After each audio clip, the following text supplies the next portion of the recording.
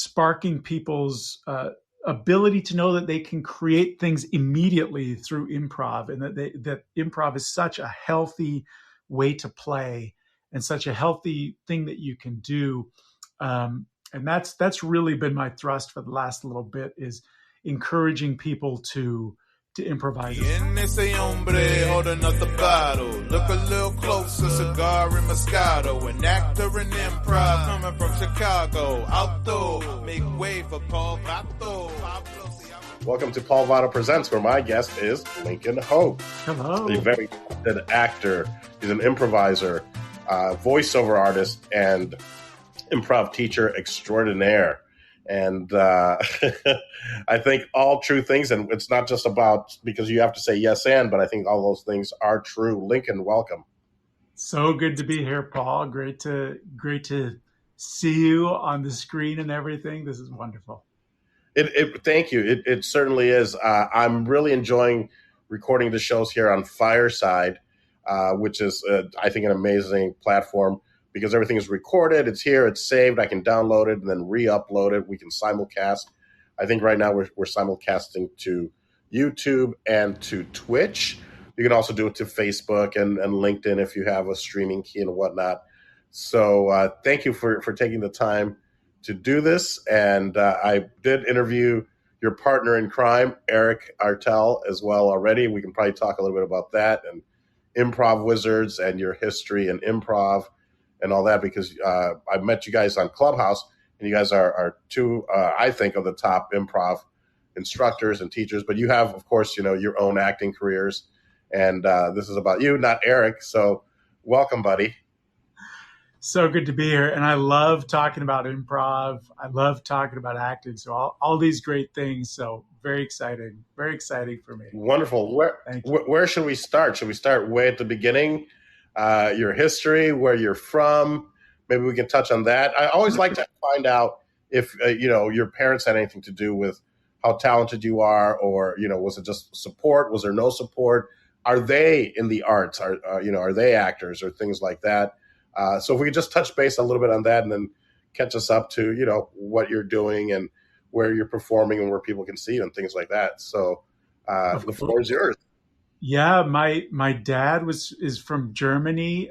He came over after the war, escaped from East Germany, and was a businessman. So no arts there.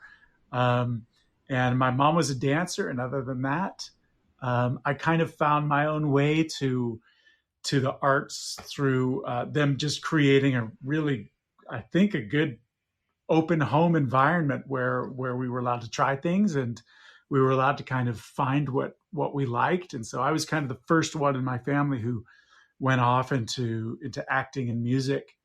But I mean, I credit them for establishing a house where that was an option, And then they were very supportive after that. It was always like, are you sure you want to do acting as a career? Because it's so unstable. I was like, I'm pretty sure. And so they're like, okay, we'll help how we can. So that's how that started. I grew up in New Jersey. I was born in Chicago. Yay, Chicago. Improv. Yes. I grew up in southern New Jersey, right outside of Philadelphia. And so I went to high school. All my schooling was there in New Jersey. Then I went to Brigham Young University for college. And went on a mission for my church, went to Portugal, and then I came back and I saw, I actually liked a girl, and this girl invited me to an improv party. And I was like, that sounds fun. I mean, I didn't even know. I was like, what's that? I had no idea what improv was. This was, gosh, it had to have been in 1992, in the 1900s, gang. In the 1900s. Right? Yes. So I went and we played freeze tag for about 3 hours. I'm sure you're familiar with that game, freeze tag, and I'd never heard of it. Is that what you call it? You and this girl? Is that what you call it? Playing freeze tag? No, it was a group of people. There was about 8 of us, maybe 6 to 8. I can't remember exactly. but good one though. So we played, and then the next day I went to, because I was doing a lot of choir and singing classes, just because I like that. Again, nothing for career, but I came across in that arts building a flyer for an improv troupe, an improv and sketch comedy troupe that was forming. And the auditions, I think, were the next day. And I was like, I know what improv is. I've done that for 3 hours. So I showed up. I went and showed up and auditioned, and not a lot of people came. And I was enthusiastic and maybe I had some natural ability. I don't think I necessarily did because I was a very shy, introverted person. But I just kind of rode the train of let's try this out and got in, and that changed my life forever for sure. I've been in improv groups for the last 30 years as a result of that, continuously. If I didn't have one to be in, I usually start my own. Um, and been doing, I mean, I've done thousands of improv shows. And we did for 8 years, we did 4 shows a week practically.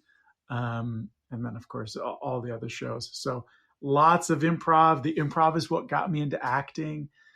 So I started auditioning for films and TV in Salt Lake City, Utah, and booked a bunch of national shows, co-stars and recurring roles out there. Promised Land, um, Touched by an Angel, some other movies of the week kind of thing. Then I moved out to LA and I booked things like Everwood and Scorpion and Mentalist, and just that's been my purpose is telling, uplifting people's lives through telling stories in film, and as well as sparking people's ability to know that they can create things immediately through improv, and that improv is such a healthy way to play and such a healthy thing that you can do.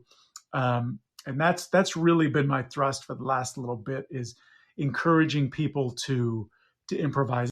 I've got my film acting career here, and my pushing, like getting people to do improv here, like getting people to try it and experience it, because a lot of people are afraid of it. I was terrified of it.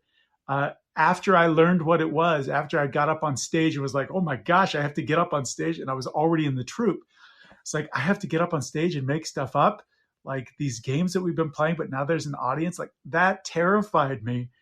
But it was too late because I was already in the group, and it wasn't terrifying enough that I dropped out, but I was kind of tricked into it by this girl.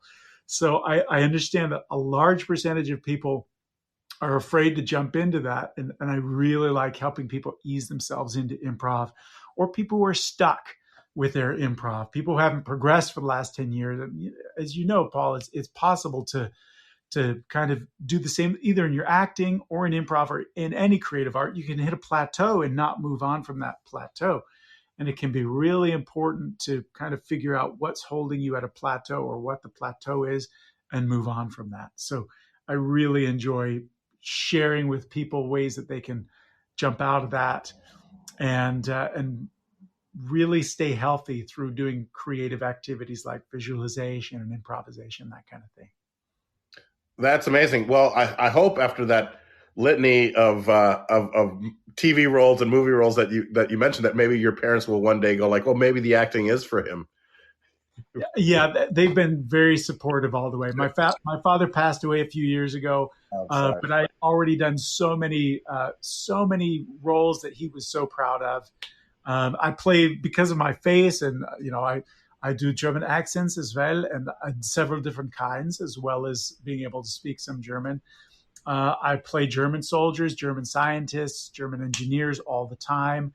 And it was a really fun process for me to call them up and say, hey, they didn't translate this line very well. Can you give me a better translation for it? And so we worked through some of these roles, in this movie that I did called Saints and Soldiers Airborne Creed. Almost, I think 90%, 98% of my dialogue was in German. And so he and I worked quite a bit through it. And he and I were both really proud of that when that came out. I guess, it's been almost 10 years now. But it was a really great opportunity for him to see that I was having some really great success. as well as be able to enjoy helping me and watch the product afterwards. So it's been really fun. Well, that's wonderful that that you were able to make him part of this process. Yeah, because I'm sure then after he watched it, he was like, "Oh, that was my line," or "That was something I helped him with," and really cemented home that this was that you were on the right path and this was the right thing to do. So that's wonderful, Lincoln, that you were able to share that with your father. And I would love to see it. I saw the cover of the poster, the movie poster for that movie, and I was like, "Ooh, this is something that's right up my alley." So I'll have to check it out. And then what's that? It's a great film. I mean, I'm also one of the co-writers on it, but it really seeks to pull out. It is a war movie, but it's more about the people in it rather than the combat. There is some really good combat scenes. It's got minimal blood and gore, like really minimal. They were really shooting for a PG rating at the time, so it's something, but it has a really uplifting message, which we don't always get with war movies, and sometimes they do, but that's really one of the nice parts about it. So I do recommend it. It's called Saints and Soldiers: Airborne Creed, and wonderful. Saints and Soldiers: Airborne Creed. Yeah, I'll definitely I'll look for it. Is it? I'm guessing it's streaming somewhere, maybe Amazon or. So. It always bounces back and forth.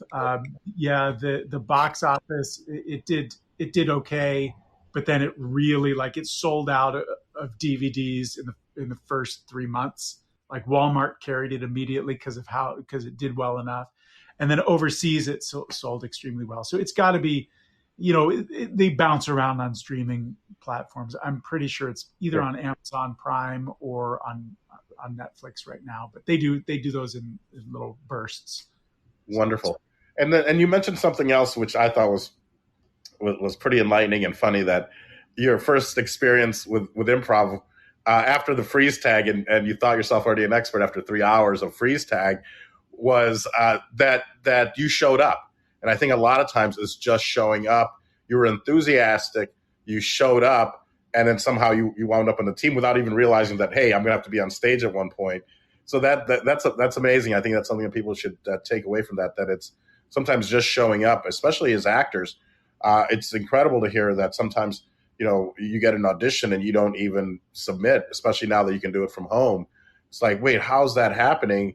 A lot of times just showing up and you're more than halfway there. So congratulations for going out of your comfort zone and showing up. And I was about to get into improv in 92, 93, but I ended up buying a business and then put that off.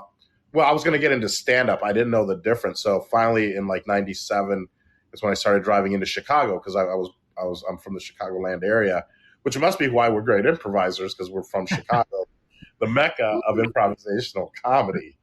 So love it. So yeah, I showed up at the Improv Olympic and did not know the difference. I thought that they were going to teach me how to do stand-up. So that was quickly put aside. And then I was like, well, teach me what you teach and we'll see. And what was your experience like of kind of not knowing what it was like, and then being in a class? What was that like for you? Well, it was, I remember it was maybe the weekend before. I don't know if it was on a Thursday or Wednesday. And they said, well, if you're going to do this, you should, watch as much improv as you can. And, I was, over an hour outside of the city, and I had this gourmet ice cream and coffee shop, which is famous in the Chicagoland area, called Oberweis Dairy. I was in Geneva, Illinois, and I grew up in Aurora, Illinois, Wayne's World. So, my time was somewhat limited, but I was like, well, I've committed to this, so let me come back. And on Monday nights, they had a show called the Armando Diaz Theatrical Experience and Hoot Nanny. Now they just call it the Armando Show, which is, monologues and the Herald based around that. So I went to go check it out on a Monday, and it was life-changing. I was like, how did they do that? I couldn't process, the callbacks and things. I'm like, well, there's got to be a trick to it, but I don't know what it is. So that's really, then I was like, forget stand-up. This is what I want to do. And I still remember, I think the monologist was Abby Shackner, and she talked about, her father being a dentist in Ohio. And then the people creating these scenes around her monologues, I was like, wait, what's going on? Like, how did it tie in together? How did this person end up over here at the end? So it was like, yeah, this is what I want to do. But I didn't have a theater background at all. Like, I wrestled in high school. In college, I studied business. So this was way out of my wheelhouse. And but I just kept showing up and studying improv, and then maybe, gosh, I wasn't even ready, but I'd shown up, and I remember because I was wearing shorts, and because I was just gonna go watch a show, and Sharna, the owner, she was like, somebody was missing from a team. She's like, "Are you ready to go up?" I'm like, "Oh, I'm not even dressed right." So I just started making excuses. She's like, "All right," well, she goes, "It's up to you," but I go, "Do you think I'm ready?" She goes, "Do you think you're ready?" I'm like, "Yeah. Let me do it." So it was kind of like trial by fire. I think my show was scheduled for the following week, but a team that went up was someone short, so she threw me up with them. And I just remember, I think I had the outline, which was like "Chitty Chitty Bang Bang," and I still remember it. And the crowd laughed, and I was like, "Okay, I kind of get this. I'm really good at this." But of course, you're not. And the audience was being very forgiving. And then next week, then I actually was my official launch date on my improv. But man, that is so many years ago. This would have been like 97, 90, back in the 1900s. I love it. Love it. It's so interesting too. Like a lot of people, they're afraid of improv because either it's been, I mean, it's the fear. Improv is the fear of the unknown, right? It's like it's that fear of being up on stage, whether it's in a class or whether it's in front of an audience, and just not knowing what's coming next. And the funny thing is, the more improv you do, like literally, the more you show up and the more you practice, the more you realize there is nothing to be afraid of, because we'll make it through somehow. And the more times you do it, the more synapses are able to fire and get you through. But a lot of it is just that confidence of like, I could go up on stage and do a physical activity like space work of washing dishes for 30 seconds and not even have to say a single word, and could make it interesting with some emotion or just how you do that space work. And so many people are afraid of like, what do I say? What do I say? What do I say? And that's the fear. And so that's one of the things that I think is just brilliant about learning improv, is just the more you learn, the more you're able to do, and the more confident you get, and the more you realize it's not that hard. It really isn't. But you do have to show up and put in that time, even if it's practicing by yourself, just to get used to it and build up that confidence. That is amazing. And to know really that you and I never maybe even having improvised together, or with any of these celebrities that are legit improvisers, Tina Fey or Dave Keckner or anyone that comes out of the improv schools, and then to know that we could step on stage with them and not be lost, and just know that we can go toe to toe with them and do a great show, have a great show, because we know the same set of skills that we both know. I mean, to me, that's also pretty amazing that you can step on stage with somebody. I did it at an audition with this young lady, and I mean, we were just auditioning for something, and it was a bad audition because the casting director or whomever it was like, I want you guys to improvise. We're like, great. And I asked her, I go, have you studied improv? And this was, I think, over Zoom. And she was like, yeah, I studied at Second City or whatever. And I was like, got it. I go, me too. So we both like instantly knew that we had each other's back, and that, not a fake thing like, oh yeah, no, I can make stuff up, no problem. And but then the casting director started giving us everything. Okay, you two are married, and you're sitting here, and you're doing this, and we're both kind of looking at each other, going like, just let us go. Come on, open it up. And so, because we talked about this afterwards, I found her on Instagram and we chatted. And I go, what were you thinking? She goes, I was just going to tell them to shut up and let us go. And I was like, that's exactly what I was thinking. So we didn't book it, but it was refreshing to know that even as an audition, such a helpful tool, whatnot. So improv is great. Now, we did have a message from one of our producers. Wait, I think I lost the message here. But your movie is available I saw Tubi, Peacock, and Amazon Prime, and I think there's another one. So just search for your movie. What is it? Saints and Soldiers? Saints and Soldiers, Airborne Creed. Yeah. Perfect. I'm Perfect. also So in the first Saints and Soldiers movie, but just one scene. And I got killed off so fast they brought me back for the second one as a different character. But I love too what you said about being able to step on stage with improv greats. That was a great opportunity that I had where Dave Foley from the Kids in the Hall, from News Radio, from so many things. I don't remember. I'm sure I could ask a few friends. I don't remember how this show came to be, but I was in a show with Dave Foley, and I remember thinking, this, and I told you before, like I'm an introvert. I'm not disposed to getting up and like entertaining people, and I kind of remember sitting there and thinking, this is Dave Foley. This is one of my heroes. Like I just finished watching News Radio for like the whole show for like the second time, and just being in awe of being able to be on stage with him. And then exactly what you said clicked in and said, hey, I'm an improviser. I've done this for so many years. I've probably done more improv shows than he has. And that with just kind of thinking it through, gave me that permission to say, I don't have to, defer to him in any of these scenes. We're co-creators in the scene. And I think that's what made that experience so fun and so rewarding for me. And I actually have a recording.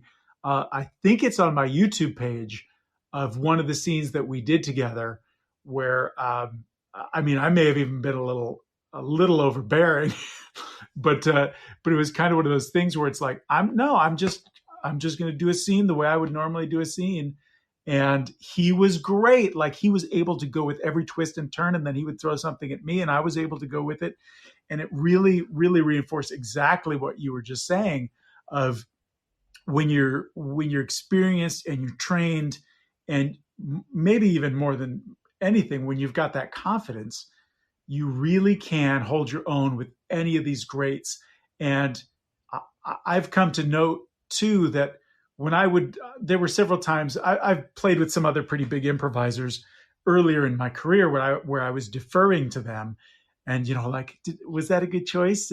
What do you want to do in the scene? Was kind of my thought, and I think that made it less enjoyable for both of us.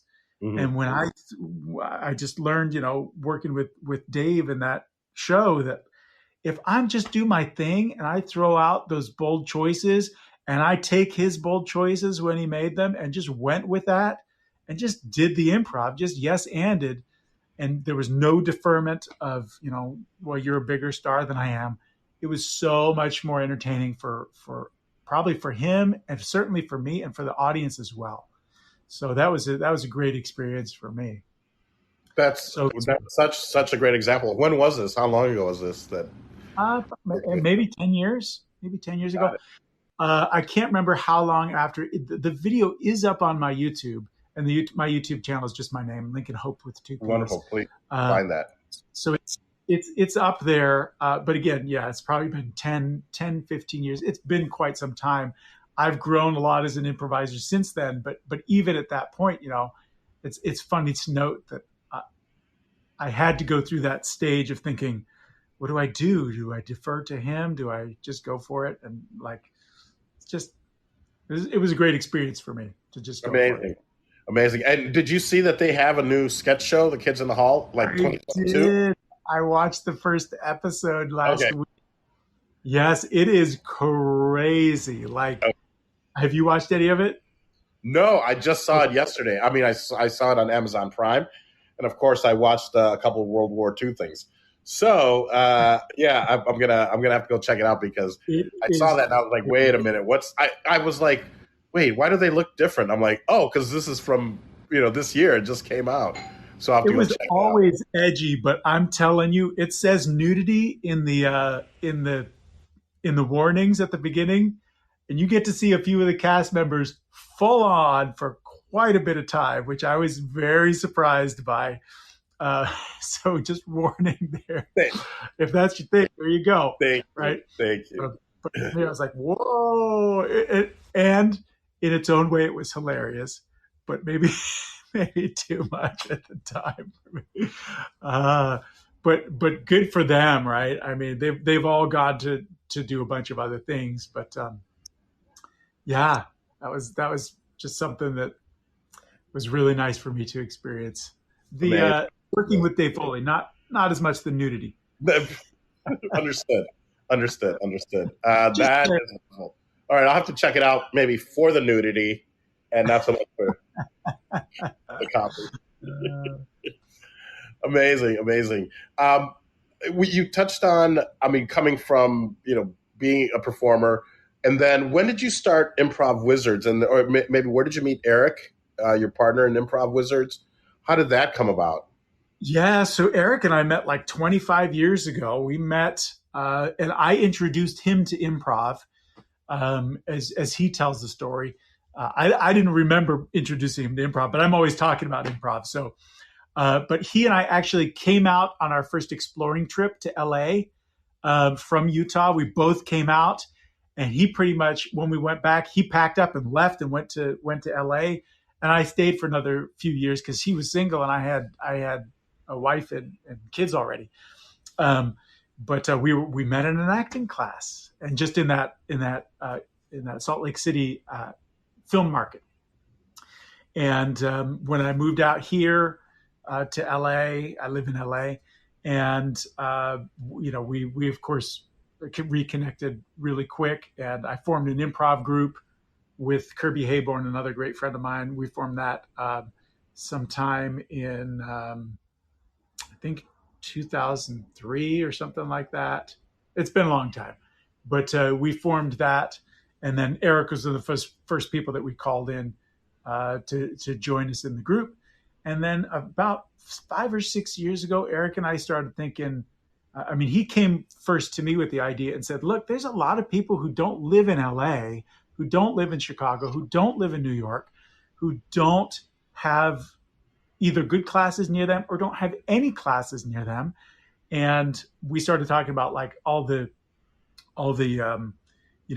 emotional and mental benefits of improv, as well as actors who want to come out to LA or to New York or Chicago or any of these other markets, Atlanta, wherever it be, who could really get a leg up by doing some training.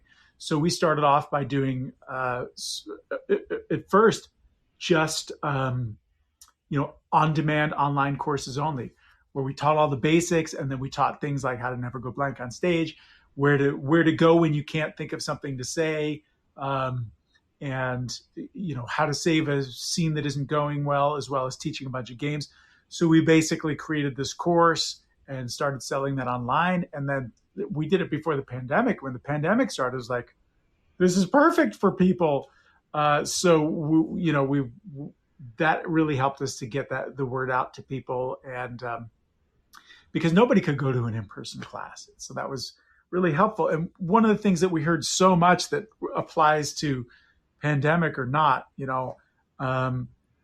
is that there's a lot of people who either wouldn't want to admit it, but they're afraid to get up in front of people and make stuff up because they're nervous, they're anxious, they're introverts, whatever it is, they're nervous about that. And this fits the bill of being able to practice a lot of those basic skills. There's not everything you can practice by yourself or with a roommate, or with someone in your family, because the course helps you to either do things on your own. There's a lot of things you can do on your own. Monologues, for example, responding quickly to yes-anding one-line prompts, retorting really quickly. Like there's a lot of drills like that, creating characters. There's a lot of things you can do by yourself that I didn't even realize was possible until we started thinking, how can we do this? How can we make a course that's online and on demand? So we really found a lot of creative ways to be able to help people to do a lot of those things on their own. But then entered COVID, and then suddenly it's like, oh, now we can do Zoom online classes and all those kinds of things.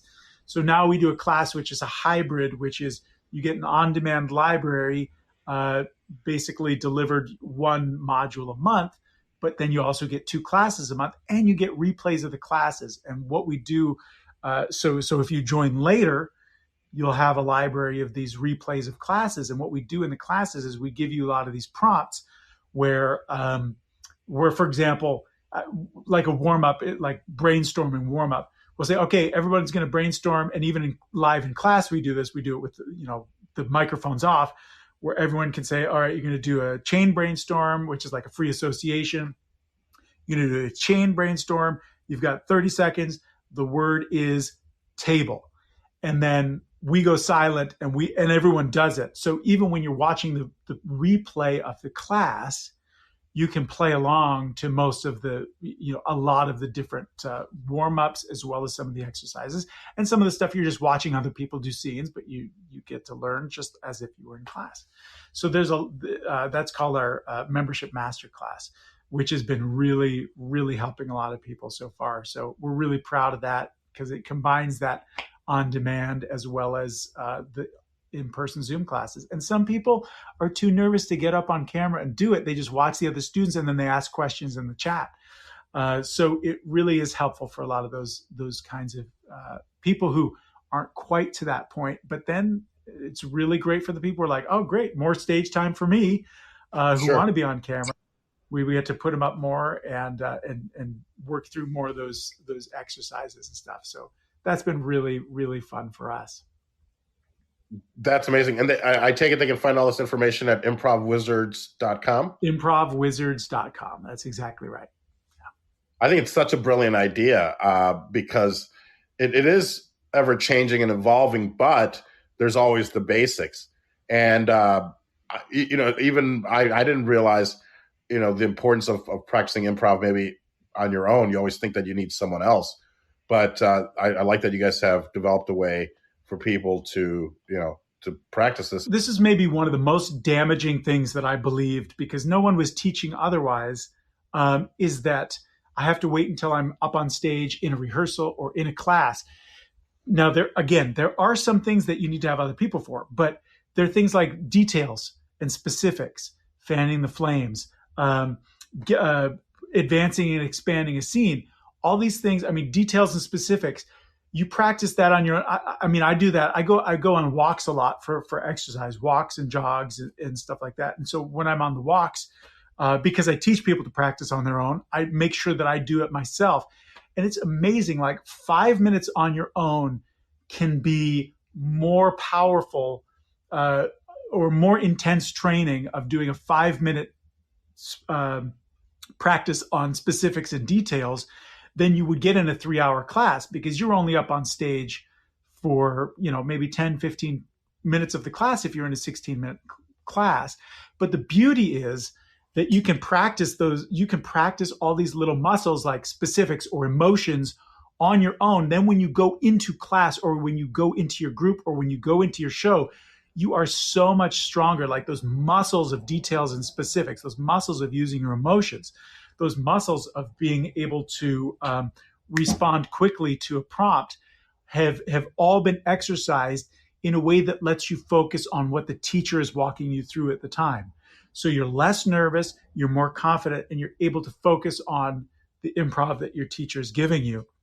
So it's really just a win-win. And so I wish that 30 years ago when I started doing improv, I knew that I learned something in class and then break it up into little pieces. Like, again, I keep using the example of the details and specifics, but it's just such an easy thing. Like if you find that you're not describing things well, like I do a lot of role-playing games and stuff, and details and specifics are really handy when you're doing a role-playing game to be able to describe things. Like instead of I take out my sword and I stab the guy, it's like I reach down, I grab my hilt, which is cold, and I pull it out, and there's the sound of it scraping across the scabbard, and I put the tip of my blade to his chin, and I say, "Try me." Whatever it is, it really can help for that, as opposed to just, I threaten him with my sword. It just makes for more interesting shows and more interesting role playing.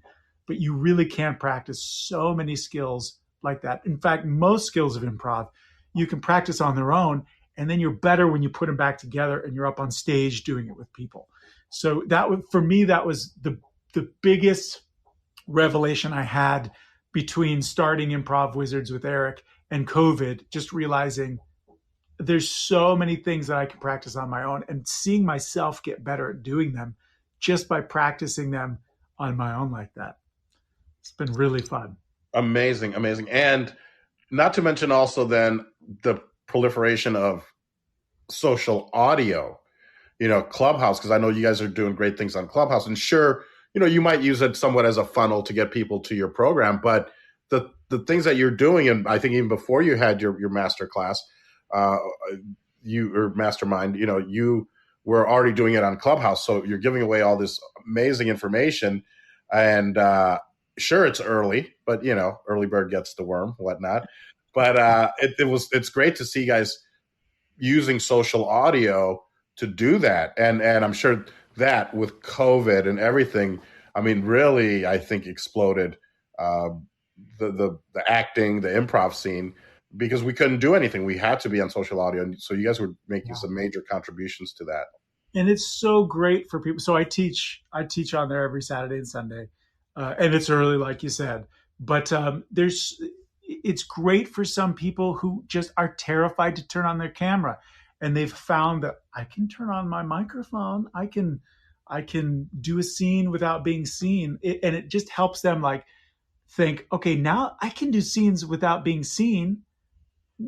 That's only a small step to do scenes with my camera on a different on Zoom or here, whatever it is. It really, I believe, for anyone who thinks they can't do improv or acting, if you realize you really can break it down into little pieces, it gets so much easier. And so it has been really helpful for a lot of people. I'm really, really happy with that. Well, I think it's more difficult to do it without being able to see you, because now you're solely going on inflection. I've got to try to get the same thing across as opposed to me walking on stage angry.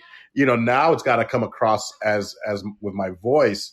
And it really does force you to listen. We used to do this show called The Bat, which was done in total darkness. It was basically what we're doing on Clubhouse.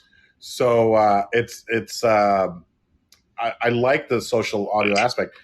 And I mean, if you can do it on social audio, the other step, like you said, baby steps, the next one is turn that camera on, and then you're home free. My goodness. Are you kidding me? That is amazing. But it's great the way you've broken it down. And I could see someone that has never done it because they're shy or like, oh, I could never do that. Just make them up. And then on stage, that it would actually motivate them to start doing it. Can we talk a little bit about the price on that? Is there a monthly fee or? Yeah, absolutely. So right now, what we're doing our introductory, because we just started it this month, just in May. So last month, but halfway through the month.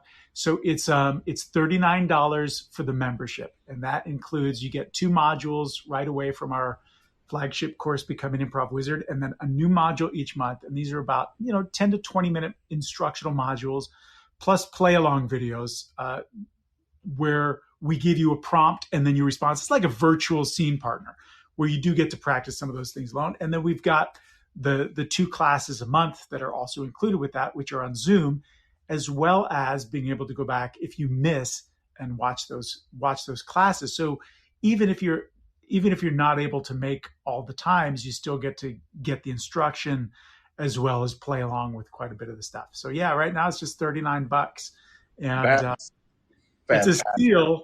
It's a steal. But that's our introductory pricing, and it may go up. We're not sure when, but it's really great for people who want to learn improv fast, because we've got the modules as well as, there's a lot of stuff. There's Q&As that we've done. We're adding stuff every month, as well as we're doing interviews with other improvisers. In fact, we should probably get you on there and interview you, and you can tell us about your improv experience on there sometime too. And that could be something for our upcoming podcast, as well as our members. Wonderful. Members get to come and ask questions and all kinds of fun stuff like that. I would love that, but That is actually such a great deal because, and I don't even know what now classes are going for, but I would imagine it's $400 or $500 for 3 months or 4 months. So Right. I'd rather do this $40 a month, and it's Yeah. on, and yeah. So I think Now, that is our classes are shorter. It's not a 3 hour class, it's an hour class, but we get right to it. And it's still, I mean, it's essentially, if you just ignore everything else, it's still $20 a class. But when you start adding in all the other, the archive of classes that's going to be growing monthly, as well as the modules, the full course that we offer is about $350. So you're getting that as well, within installments each month. So it really is a great deal. that's wonderful, and not to mention the people that you're going to meet, which might become your fellow improvisers, fellow teammates. When you put together your improv group, uh, yeah, it makes me miss it and want to go back to the Barrio Speedwagon days, and yeah, yeah. Yes. I've always liked a good improv name. So this is wonderful, Lincoln. Thank you so much for spending all this time, folks. If you're here, by all means, thank you so much also for being here. And know that this is also on replay, so we can always come back and listen to it. And I will download it. And if you're in the audience, if you're listening to this, please find Paul Vato Presents either on Apple Podcasts or Spotify, and give us a like, give us a follow. I would really, really appreciate that. And of course, find Lincoln. If you click on the little fortune cookie there, you'll see that he's at Lincoln Hope with 2 P's and an E, .com and improvwizards.com. Or you can go to paulvato.com to find all of my information. So Lincoln, what's next for you? Can we see you perform anywhere, or is it at Improv Wizards? And where, are you performing anywhere coming up? Any projects that we should be Well, looking for? I'll say this. I have an improv group called the Society Comedy Troupe. It's societycomedy.com. We have a show this weekend. Unfortunately, we've got COVID in my house, so I won't be at the show, but some Eric Artell, included, as well as a bunch of other really great film and TV actors, are doing that. That's this Saturday. And if you go to societycomedy.com, you can see all of our upcoming shows, because we also do Zoom shows for people who don't live in LA. So we do Zoom shows every other month. And I was in a movie that Vince Vaughn wrote, where I got cast to do a one-line part. The first scene of the movie turned into a whole bunch of scenes, because he found out that we could improvise. And so we did a whole scene. Who knows what'll make it into the movie? I don't know if I can announce what that's called, but keep an eye on Vince Vaughn and an upcoming movie at the end of the year. And I'm in that, and hopefully they kept a bunch of our improv, because that would be super fun. But he was crazy fun to work with. I'll tell you that. That was really, really Hey, fun. Chicago boy. Well, he studied in Chicago and did the whole swingers thing with John Favreau and whatnot. So he's a great improviser. Yeah, he's a lot of fun to work with. That is for sure. And that Okay, seemed to be his writing style too. Like he had the script and he would just throw out new lines to us, just throw out new lines. It's great. amazing. I love it. When you can talk about it, let me know, and we'll get it out there on social media. Or if you don't mind, you could always come back and we could do a follow up. Or I'd love to have you and Eric on together as well. I That mean, sounds great. yeah. And if you guys want to use this platform for anything, I think that's another just another venue for you guys to spread the I think gospel of it's great. improv. It's new to me, but I'm already like, yeah. Everybody, let's give Lincoln Hope a round of applause. Thank you. And I love that. I love that there are reactions here. And if they ever get to be too much, we can always silence them. But it's great that it laughs and claps and all that. So, Lincoln, any final thoughts, any final words that you'd like to leave our audience with? And again, 1,000 thanks for doing this and being a pal and coming on and sharing some of your story with us. Absolutely. I guess my final thought would be get out there and create something, whether it's making a video, whether it's just doing some improv games, making up a monologue, playing games with your family, playing online games. Games are so important. Playing is important, and games give us a structure in which to play improv games. A play is a game, right? It's a game where we're making believe. I think it's so important for people's health. I love doing it. I love sharing the inspiration to improvise with others because I really do believe it's so good for your health and for your creativity. And heck, if you're brave enough, film yourself doing it and post it. I just did a TikTok video, which was one of our Improv Wizards prompts, which is up to 4 million views now. Where I just posted the first 10 seconds of one of my improvs that I just filmed because of an improv challenge for Improv Wizards. 4 million views in the last 3 days. Amazing. So, Amazing. Share that stuff. Share yourself with other people through your creativity. That's what I'd say. Wonderful. And I'll have to have you back because also the importance of social media, which Eric and I, really touched on because he is obviously also big time in social media. And I saw some of your stats, which is something like, over maybe now over 100 million views, maybe, almost 1 million followers across your social media, but over 100 million views. I mean, it's insane the power of social media. So yeah, thank you for sharing. And we that. can use it for good or for bad. And I think it's great to just share that process of creativity and humor. It's so important to me. People need good things in their lives right now. And I think we can provide that entertainment, but we can also do our own creativity, which is so important. That's wonderful. Amazing. Well, I want to thank everyone that was here. I want to welcome Steph Clark, who is my next interviewee at about 12:30 p.m.